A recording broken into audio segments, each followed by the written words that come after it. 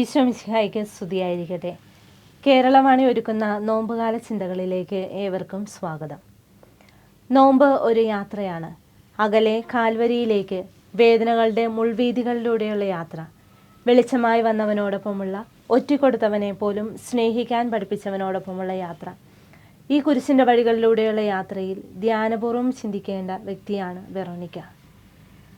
സങ്കീർത്തകൻ പറയുന്നു, കർത്താവെ, അങ്ങയുടെ മുഖം ഞാൻ അന്വേഷിക്കുന്നു, നിന്റെ മുഖം എന്നിൽ നിന്നും മറയ്ക്കരുതേ. 3 വർഷക്കാലം ക്രിസ്തുവെന്ന തിരിച്ചറിവോടുകൂടി ഉയരായി കൂടെ നടന്ന ശിഷ്യർ ഓടിയകന്നപ്പോഴും, ക്രിസ്തുവിൻ്റെ അത്ഭുതങ്ങളുടെ വർണ്ണങ്ങൾ ആസ്വദിച്ചവർ ഒറ്റപ്പെടുത്തിയപ്പോഴും, അവൻ്റെ കുരിശിൻ്റെ വഴികളിൽ ആശ്വാസത്തിൻ്റെ തൂവാലയേന്തി കാത്തുനിന്നവൾ. ചുറ്റും നിൽക്കുന്നവരും അവഹേളിക്കുന്നവരും ക്രൂരമായി ശിക്ഷിക്കുന്നവരും അവൻ്റെ മരണത്തെ നേരിൽ കാണാനായി ഒത്തുകൂടിയവരും എന്തു കരുതും എന്നുപോലും ചിന്തിക്കാതെ ക്രിസ്തുവിനോടുള്ള പ്രണയത്തിൽ അവൾ അവൻ്റെ ചാരെ എത്തി രക്തം പുരണ്ട മുഖം തുടച്ചു. വിശുദ്ധ മത്തായിയുടെ സുവിശേഷം ഇപ്രകാരം പറയുന്നു, ഹൃദയശുദ്ധിയുള്ളവർ ഭാഗ്യവാന്മാർ, അവർ ദൈവത്തെ കാണും. ആദ്യം വെറോനിക്ക കണ്ടത് വേദന നിറഞ്ഞതും രക്തം പുരണ്ടതുമായ ക്രിസ്തുവിൻ്റെ മുഖമാണ്. എന്നിട്ടും അവളുടെ സ്നേഹത്തിൽ ചാലിച്ച പ്രവൃത്തി മൂലം ക്രിസ്തു അവൾക്കായി നൽകിയത് തൻ്റെ മുഖമുദ്രയായിരുന്നു.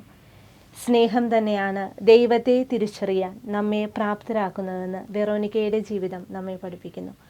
സുവിശേഷങ്ങളിൽ വെറോനിക്കയെപ്പറ്റി വ്യക്തമായ പരാമർശങ്ങളില്ലെങ്കിലും ഇതിഹാസങ്ങളിൽ അവളുടെ കൃപയുള്ള പ്രവൃത്തിയെ പരാമർശിക്കുന്നുണ്ട്. വെറോനിക്കയെ ധ്യാനിക്കുക എന്ന് പറയുമ്പോൾ ദൈവത്തിൻ്റെ യഥാർത്ഥ പ്രതിച്ഛായയെ ധ്യാനിക്കുക എന്നുകൂടി അർത്ഥമുണ്ട്. സത്യം എന്നതിനുള്ള ലാറ്റിൻ പദത്തിൻ്റെയും ചിത്രം എന്ന ഗ്രീക്ക് പദത്തിൻ്റെയും കൂടിച്ചേരലാണ് വെറോനിക്ക.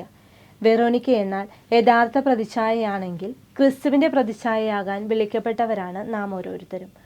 അനുകമ്പയോടുകൂടി അപരൻ്റെ ജീവിതത്തെ നോക്കിക്കാണുവാനും സഹനത്തിൻ്റെ നീർക്കയങ്ങളിൽ മുങ്ങിക്കഴിയുന്നവർക്ക് സാന്ത്വനമാകുവാനും അനേകായിരങ്ങളുടെ ജീവിതത്തിൽ നമ്മുടെ വാക്കുകൊണ്ടും പ്രവൃത്തി കൊണ്ടും അനുഗ്രഹമായി മാറുവാനും കഴിയുമ്പോൾ വെറോനിക്കയുടെ സ്നേഹം നിറഞ്ഞ പ്രവൃത്തിയിൽ അവശേഷിച്ച ക്രിസ്തുവിൻ്റെ തിരുമുഖം നമ്മുടെ വിശുദ്ധ ജീവിതത്തിലൂടെ അനേകായിരങ്ങളുടെ ഹൃദയങ്ങളിൽ പതിപ്പിക്കുവാൻ നമുക്കും കഴിയും.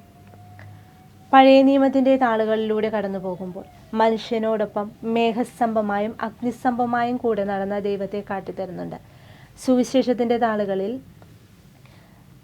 തിരസ്കരിക്കപ്പെട്ടതിനെ തേടിയലയുന്ന ക്രിസ്തുവിനെ നമുക്ക് കാണുവാൻ കഴിയും. അവൻ്റെ വാക്കിലും നോക്കിലും പ്രവൃത്തിയിലുമെല്ലാം ലോകം തള്ളിക്കളഞ്ഞതിനെ ക്രിസ്തു നെഞ്ചോട് ചേർത്തു. ഒടുവിൽ അവഹേളനത്തിൻ്റെ തീച്ചൂളയിൽ, ഒറ്റപ്പെടലിൻ്റെ നെരുപ്പോടിൽ, ക്രൂരമർദ്ദനത്തിൻ്റെ കാഹളധ്വനികളിൽ ക്രിസ്തുവിന് ഒരിറ്റാശ്വാസമായി മാറാൻ വെറോനിക്ക ക്രിസ്തുവിനെ തേടിയിറങ്ങി. ഈ നോമ്പുകാലം നമ്മയും ഓർമ്മിപ്പിക്കുന്നത് ദൈവത്തെ തേടിയിറങ്ങാനാണ്. ജീവിതത്തിൻ്റെ വഴികളിൽ നാം നഷ്ടപ്പെടുത്തിയ പ്രാർത്ഥനാ പുസ്തകങ്ങളും ജീവിത മൂല്യങ്ങളും നന്മകളും വീണ്ടെടുക്കുവാനും സഹനത്തിൻ്റെ രാപ്പകലുകളിൽ നമുക്ക് മുൻപേ കുരിശുമെടുത്തു പോയ ക്രിസ്തുവിൻ്റെ തിരുമുഖം നോക്കി പരാതികളും പരിഭവങ്ങളുമില്ലാതെ യാത്ര ചെയ്യുവാൻ, അതുവഴി ക്രിസ്തുവിനെ നമ്മുടെ ജീവിതത്തിൽ കണ്ടെത്തുവാൻ നമുക്കും കഴിയട്ടെ. ആമേൻ.